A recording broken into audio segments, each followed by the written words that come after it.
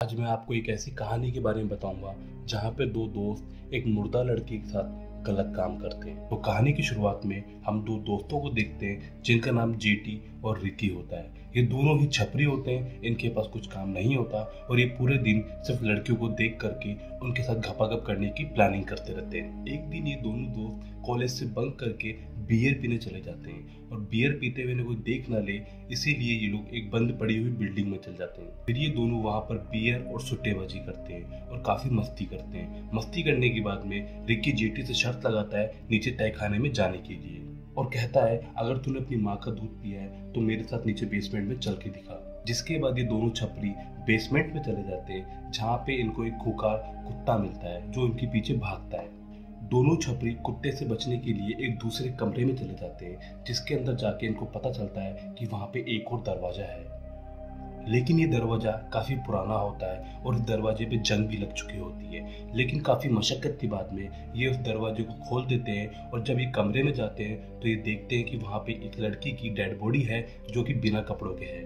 Polythene में पड़ी हुई डेड बॉडी को जब ये दोनों छपरी ध्यान से देखते हैं तो इन्हें पता चलता है कि वो लड़की मरी नहीं है, उसकी सांसें अभी भी चल रही है। इसके बाद जेटी उस लड़की के चेहरे पे से पॉलिथीन हटाता है तो वो लड़की उसको बहुत खूबसूरत लगती है। ऐसा करते हुए रिकी जेटी को कहता है कि हमें बाहर जाकर के मदद लेके आनी चाहिए। इस पे रिकी उसे मना कर देता है। इसके बाद रिकी जेटी को दोबारा मदद लाने को कहता है, लेकिन यहाँ पे जेटी को गुस्सा आ जाता है और वो उसे थप्पड़ मार देता है और वो कहता है कि मैं जो कर रहा हूँ वो मुझे करने दो। यहाँ पे जेटी रिकी को थप्पड़ मारने के बाद वहां से जाने को कहता है। जिसके बाद रिकी गम के पैडल मारता है और साइकिल उठाकर के वहां से चला जाता है। अब अगले दिन ये दोनों छपरी फिर से मिलते हैं और ये वापस उसी बिल्डिंग में आते हैं जहाँ पे जेटी रिकी को बताता है कि तुम्हारे जाने के बाद में कल वो डेड गर्ल उठ गई थी और उसने मेरे ऊपर हमला किया। इसके बाद जेटी रिकी को आगे बताता है कि जब लड़की ने जेटी के ऊपर हमला किया तो बचने के लिए जेटी ने भी लड़की के ऊपर कई बार हमला किया, लेकिन उसके बाद भी लड़की को कुछ नहीं हुआ और वो अभी भी जिंदा है। और उसे दिखाने के लिए जेटी ने रिकी से बंदूक छीन करके उस लड़की को कई बार गोली मार दी और इसके बाद हम देखते हैं कि लड़की अभी भी जिंदा है। ये सब देखने के बाद रिकी की फट के चौहत्तर हो जाती है जहाँ पे जेटी उसे संभालता है और बताता है कि ये लड़की नहीं मर सकती। यहाँ पे रिकी काफी हैरान दिखता है, लेकिन जेटी उसे बताता है कि इस लड़की के साथ हम वो सब कर सकते हैं जो हम बाकी की लड़कियों के साथ में करने की सोचते हैं। इसके बाद रिकी जेटी की बातों में आ जाता है और इसके बाद इन दोनों की पैंट के अंदर आग लग जाती है, हवस की आग। और ये दोनों छपरी एक दूसरे से प्रॉमिस करते हैं कि इस बात के बारे में ये कभी किसी को नहीं बताएंगे। यहाँ पे अगले सीन में हम देखते हैं कि यहाँ पे रिकी एक लड़की को बहुत पसंद करता है, लेकिन उस लड़की का एक बॉयफ्रेंड होता है।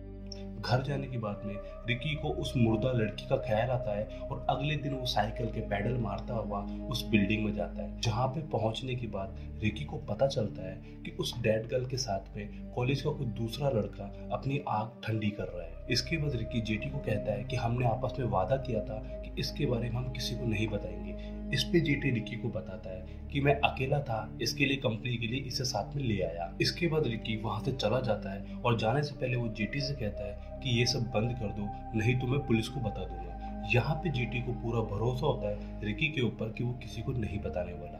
रिकी घर पे जाता है और जाकर के 911 पे फोन लगाता है, लेकिन वो कुछ कह नहीं पाता। अगले दिन रिकी एक कबाड़ी की दुकान पे जाता है और अपनी साइकिल को बेच करके एक कटर खरीद लेता है। कटर को खरीदने के बाद वो वापस से उसी बिल्डिंग में आता है और उस लड़की के पास जाता है जहाँ पे वो देखता है कि इस बार वो लड़की बिल्कुल अकेली है और यहाँ पे रिकी उसकी बेड़ियां खोलने की कोशिश करता है, लेकिन ऐसा करते वक्त वो लड़की रिकी के ऊपर हमला कर देती है। लेकिन तभी रिकी को जेटी के अंदर आने की आवाज आती है और वो लड़की से अपना हाथ छुड़ा करके मौका देख करके वहां से भाग जाता है। इसके बाद जेटी उस लड़की के पास जाता है तो वो लड़की जेटी के ऊपर हमला कर देती है और दूसरे कॉलेज के लड़के को वहां पे कटर मिल जाता है, जिससे जेटी को पता चल जाता है कि कहीं ना कहीं इसके पीछे रिकी का हाथ है। जहाँ पे जेटी उस लड़की के साथ अपनी आग ठंडी कर रहा होता है और हमें लड़की का चेहरा दिखाया जाता है और पता लगता है कि इस लड़की की हालत पहले से ज्यादा खराब है। इस लड़की की जो हीलिंग पावर है वो कम हो चुकी है और उसके जो घाव है वो भरने बंद हो चुके हैं। इसके बाद रिकी कॉलेज के अंदर जुवान नाम की लड़की को अपने साथ डेट पे चलने को कहता है, लेकिन वो लड़की ये कहकर मना कर देती है आई हैव ए बॉयफ्रेंड। जिसके बाद जुआन अपने बॉयफ्रेंड को रिकी की इस हरकत के बारे में बताती है और यहाँ पे जुआन का बॉयफ्रेंड रिकी की पिटाई करता है और रिकी की पिटाई के साथ में ये उस लड़के की भी पिटाई करता है जो जेटी के साथ मिलके अपनी आग बुझाया करता था। अपनी नाक को तुड़वाने के बाद वो लड़का रिकी से कहता है कि हमें किसी दूसरे लड़की की जरूरत नहीं है, हमारे पास तो अपनी एक सेक्स स्लेव है जिससे हम अपनी आग कभी भी ठंडी कर सकते हैं। यहाँ पे रिकी उसे चुप कराने की कोशिश करता है लेकिन जुआन का बॉयफ्रेंड ये बात सुन लेता है और यहाँ पे वो उन दोनों की दोबारा पिटाई करता है और उस लड़की के पास ले जाने की बात कहता है। यहाँ पे जुआन के बॉयफ्रेंड इन दोनों को अपनी गाड़ी की डिग्गी में बंद करके और अपने दोस्तों के साथ में उस जगह पहुंचता है जहाँ पे जेटी पहले से होता है और यहाँ हम देखते हैं कि जेटी इन दोनों को देखने के बाद में भी बिल्कुल हैरान नहीं होता। यहाँ पे जुआन का बॉयफ्रेंड जब उस लड़की को बिना कपड़ों के देखता है तो उसके भी पैंट के अंदर आग लग जाती है। जिसके बाद वो उस लड़की के पास जाता है लेकिन यहाँ पे वो लड़की उसके औजार के ऊपर हमला कर देती है और उसे काट लेती है। लड़की से अपना औजार कटवाने के बाद जुआन का बॉयफ्रेंड जेटी पे चिल्लाता है और कहता है कि मैं जाकर के पुलिस को बता दूंगा। जिसपे जेटी उसे कहता है कि अगर तुम पुलिस के पास जाते हो तो तुम ही फंसने वाले हो क्योंकि तुम अपने दोस्तों के साथ में एक लड़की के साथ गलत काम करने के लिए आए हो और गलत काम करने के कारण ही लड़की ने तुम्हारे औजार को काट लिया है। इसके बाद जेटी उस लड़की के ऊपर चढ़ करके उसके होठों पे लिपस्टिक लगाने की कोशिश करता है लेकिन तभी वो देखता है कि यहाँ पे वही कुत्ता आ चुका है जो पहले इनके पीछे भाग रहा था। यहाँ पे जेटी धीरे धीरे उस लड़की के ऊपर से उतर जाता है और वो कुत्ता उस लड़की के ऊपर चढ़ जाता है। यहाँ में एक पल के लिए ऐसा लगता है कि ये कुत्ता इसी लड़की का है लेकिन अगले ही पल ये लड़की उस कुत्ते को काट करके मार डालती है। अगले दिन हम जुआन के बॉयफ्रेंड जोनी को देखते हैं जो कॉलेज के अंदर होता है और तभी उसका पेट खराब हो जाता है। जिसके बाद वो बाथरूम में भागता है और यहाँ उसे पता चलता है कि उसे खून की पोटी आ रही है। जिसके बाद उसका दोस्त उस लड़की को आजाद करने के लिए चला जाता है लेकिन इसी वक्त जेटी वहां आ जाता है जहाँ पे जोनी का दोस्त उसे बताता है कि जब से इस लड़की ने जोनी को काटा है तब से उसकी तबीयत बहुत ज्यादा खराब हो गई है। वो आगे बताता है कि जब से जोनी को लड़की ने काटा है उसके बाद से वो खून की उल्टी और खून की पोटियां कर रहा है। इसके बाद लड़की मौका देख करके जोनी के दोस्त को भी काट डालती है। यहाँ पे जेटी पूरा खेल समझ जाता है और वो मिरर के साथ एक दूसरी लड़की को किडनैप करने के लिए जाते हैं लेकिन ये लड़की इनके काबू में नहीं आती और इन दोनों छपरियों को मार मार के मोर बना देती है। अब जब जेटी और ड्रायर वहां से भाग रहे होते हैं तभी जुहान वहां आ जाती है और वो इनसे पूछती है कि तुमने मेरे बॉयफ्रेंड साथ में ऐसा क्या किया है जिसकी वजह से वो खून की उल्टियां और खून की पोटियां कर रहा है। लेकिन जेटी को देख करके जुहान के दिमाग में कुछ नया प्लान आता है। अब ये जुआन के साथ वो सब करने वाला है जो ये उस लड़की के साथ करना चाहता था जिन्होंने इनको मार मार के मोर बना दिया था। जिसके बाद जेटी कहता है तुम्हें अगर सब कुछ जानना है तो तुम्हें मेरे साथ आना होगा। थोड़ी ही देर में रिकी ये सोच के तलवार लेके वहां आता है कि वो उस लड़की को इस बार जान से मार डालेगा। अब जब रिकी उस कमरे में पहुंचता है तो वो देखता है कि वहां पे काफी सारी लाइटें लगी हुई है, साथ में वो लड़की बंधी हुई खड़ी है।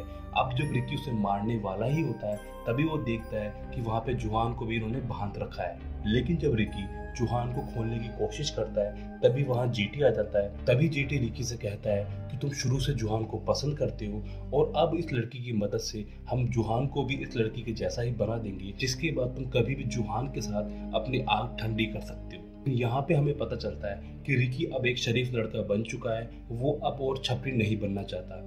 इसके लिए उस लड़की को छुड़वाने की कोशिश करता है लेकिन यहाँ पे विलर जुहान को गलत जगह छूने लगता है। ये देख के रिकी को काफी गुस्सा आता है और वो विलर का हाथ काट डालता है। तभी जुहान उस डेड गर्ल का हाथ खोल देती है जिसके बाद वो आजाद होने के बाद विलर को काट लेती है और रिकी जुहान को लेकर के वहां से भाग जाता है। लेकिन जब ये भागते हैं तो इन्हें पता चलता है कि गलत रास्ते से भाग रहे हैं क्योंकि आगे रास्ता बंद होता है, तो इनको वापस से उसी कमरे में आना पड़ता है। जिसके बाद रिकी देखता है कि वो लड़की अब जेटी के ऊपर हमला कर चुकी है और उसके होठ भी काटती है।